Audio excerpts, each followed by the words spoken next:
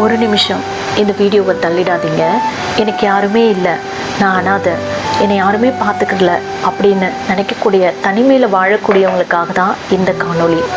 என்னென்னா, எனக்கு யாருமே இல்லைன்னு தனிமையில் இருக்காங்களா, அனாதையாக இருக்காங்க இல்லையா, எனக்கு அப்பா அம்மா இல்லை, நான் தனியாக தான் வாழ்கிறேன், எனக்கு இருந்தும் அவங்க எல்லோரும் என்னை ஆசிரமத்தில் விட்டுட்டாங்க, அப்படி தனிமையிலே இருக்கக்கூடியவங்க என்ன நினைக்கிறாங்க, நான் தனியாக இருக்கேன், எனக்கு இன்னும் யாருமே இல்லை அப்படின்னு ரொம்ப கவலைப்படுறாங்க.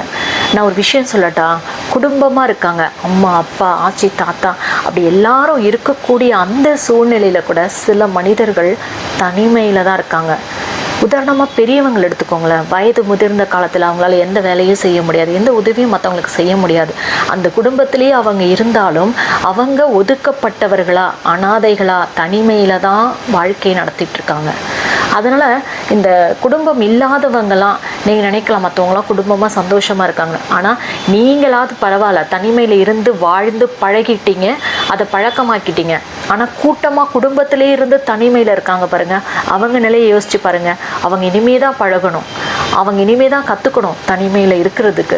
நான் என்ன சொல்ல வரேன்னா, நீங்கள் மட்டும் இந்த சூழ்நிலையில் இல்லை, குடும்பத்தில் இருக்கவங்க கூட இந்த மாதிரி தனிமையில் தாங்க இருக்காங்க. தனிமைன்றது ஒரு வரம். ஏன்னா நம்ம கூட பேசிக்கலாம், நம்ம சிந்தனையை செயல்படுத்திக்கலாம், நம்மளோட ஆறாவை இறைவன் கூட ஒப்பிட்டு இறைவன் கூட கனெக்ட் பண்ணி வச்சுக்கலாம். அதுக்கான நேரம் நமக்கு நிறையா கிடைக்கும். இவங்களை பற்றி குறை சொல்கிறது, அவங்கள பற்றி பெருமையாக பேசுகிறது, இந்த செயலாம் நமக்கு தேவையே இல்லாதது தானே. நம்மளோட சிந்தனைகள் ரொம்ப அமைதியாக இருக்கும் பொழுது இன்னும் சக்தி வாய்ந்தவர்களாக நம்ம இருப்போம்.